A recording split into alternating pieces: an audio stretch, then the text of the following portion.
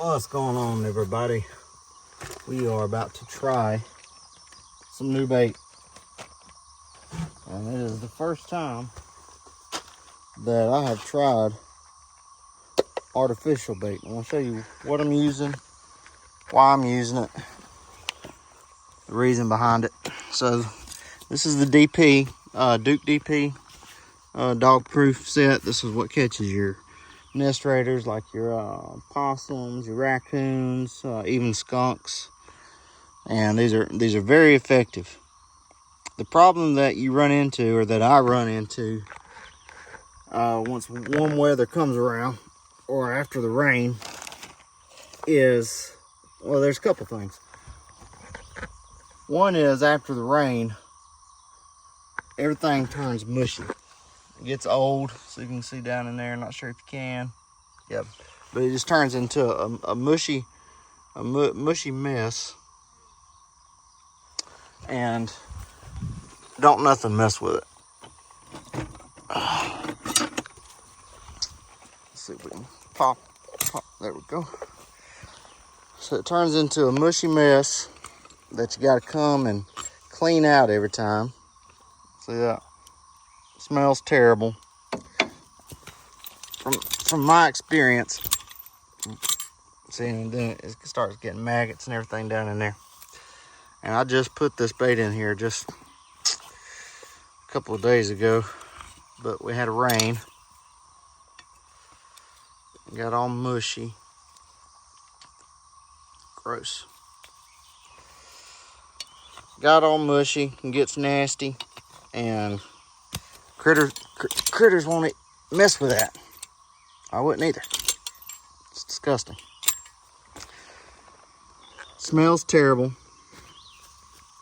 Just a nasty mess. So that's one thing. It gets nasty. Animals don't want to go in there after what's in there, and it's supposed to be bait, obviously, and they don't want nothing to do with it. The other thing is, with certain baits, generally the sweet stuff, fire ants are terrible here. I'm in Alabama. Fire ants are absolutely terrible once warm weather comes around. I don't have to fool with them too much during the cold months, but during the hot months, it's absolutely terrible. So what I'm going to try to avoid try to avoid both of those scenarios is go to an artificial bait. Don't know if it'll work, don't know how successful it'll be, but we are going to go to an artificial bait. And these are the two that I have, two different styles, but they both should fit or work on this type of DP. There's different DPs out there that have different trigger mechanisms. The one that I'm using is it only fires when it pulls up, when the critter pulls up on it. There's some that when they push down on the lever, it fires also. That is not this kind. It only fires when they pull up on it, then it releases. So I'm going to try a different kind of bait. This one, since it's sweet flavored, I'm still concerned that ants might get in it. I'm not sure if they will, not sure what they would do with it. They might still try and build a bed around it. I'm not sure, but I do have some concerns about it. This one being crawfish flavored, not that concerned with. It's the cylinder types, as you can see, so it slides on top of the trigger. It's down in there. I'll show you all that once I get it on there. But that's what we're going to go for. I think there's a dozen in each of these. So we're going to put them out there, and we are going to see what happens. And if we have good success with this, then obviously this is what we're going to use, because that will save me a lot of time from having to clean each one of these out. You don't have to worry about it after a rain, because it's still going to be good. Because with this stuff, and no matter what you put in there, even after a rain, whether ants are on it or not, you still got to come out here and dig all that stuff out and put fresh bait in it. So going to an artificial bait that doesn't get consumed, you don't have to replenish it because it doesn't get consumed. So I'm going to keep cleaning this thing out real good, and we are going to see what these two do. And I'm not sure.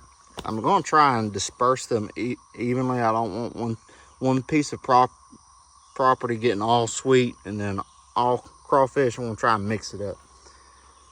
So we'll see how it goes. I'll show y'all once I get the bait on there. There we go. It's down in there. You can't really see it, but the prong or the trigger mechanism is sitting in between those pieces that are sticking up. The trigger sits on top of it, and the raccoon or possum will come along and it'll smell this enticing grape flavor, and it will reach its paw down in there. It'll be able to feel these things, so that's something for it to grab, and hopefully, oh, it'll get trapped. So it's one down, a lot more to go.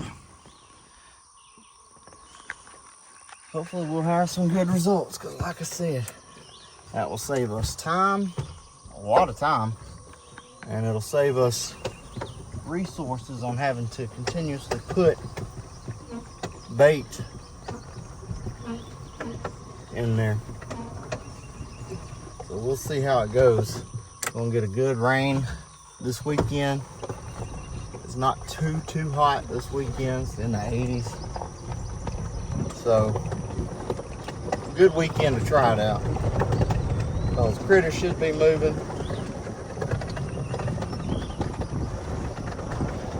And hopefully that's a pretty good smell and strong smell coming out of there. So I think my hopes are high. My hopes are high. I really hope it does good, because it would just be a big bonus and benefit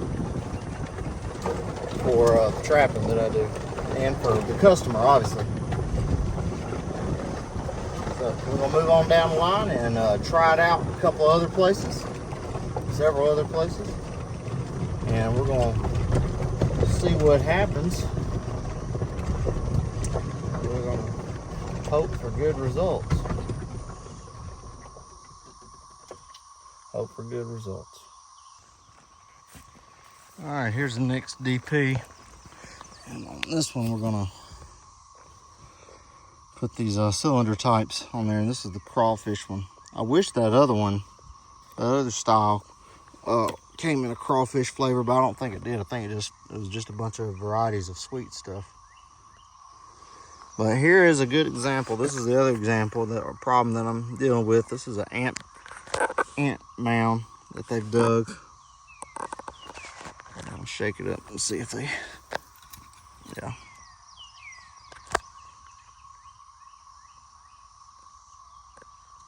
Just a bunch of ants got into my trap, and from my experience and experience of other people,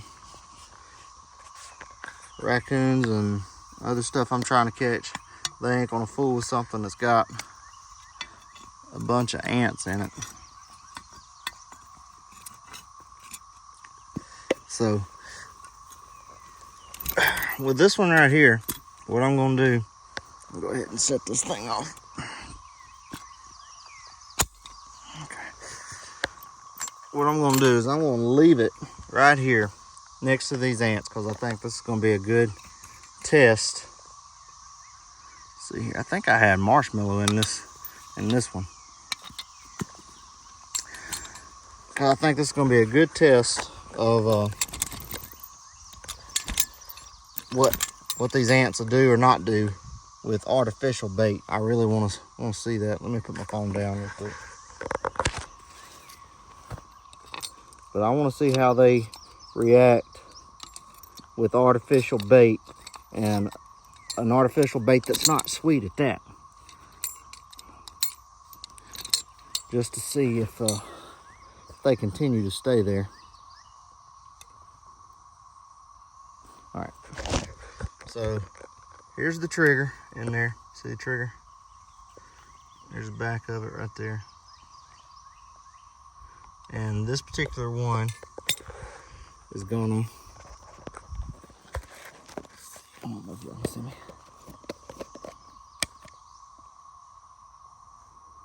Slide on that trigger. It's got a decent smell, like as far as strength. I smell it pretty good, so I think they'll be able to find it. So we're gonna slide it on there, and we're just gonna set it like we normally do. And we are right on a trail right here that sees a good bit of traffic. I've seen several prints here before. That's why I put the trap here, obviously.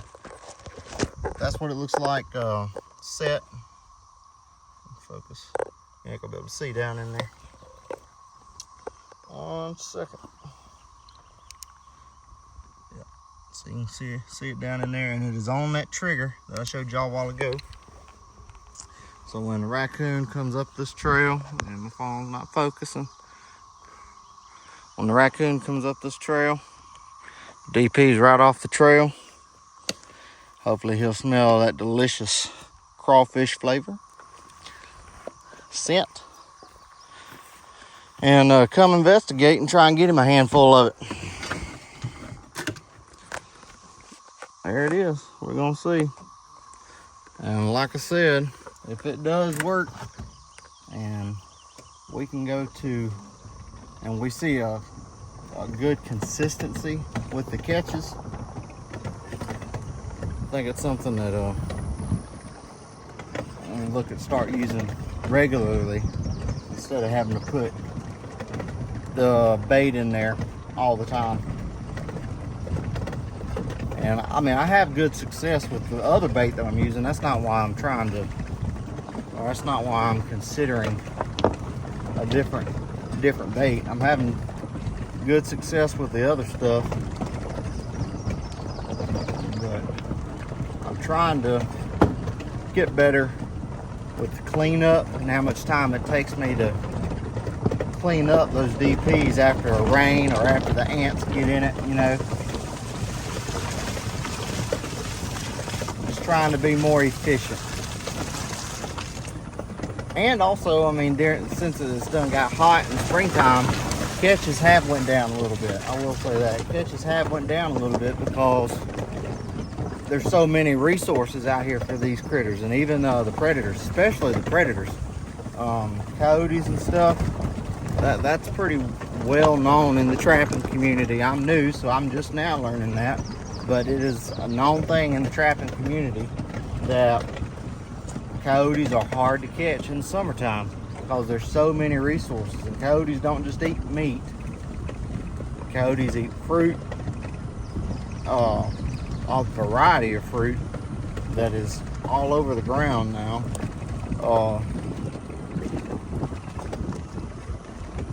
They just get harder to catch during summertime, so you have to change up your bait and your trapping style a little bit.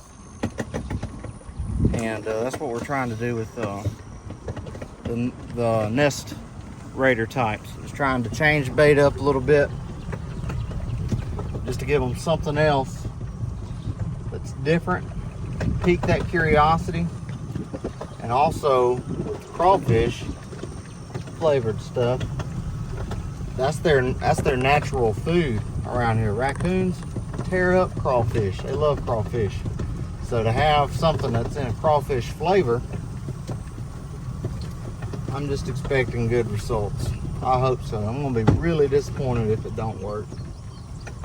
I'm gonna be shocked if it don't work. But we're gonna see. All right, well that's it. Y'all saw the different types of bait that we're trying out.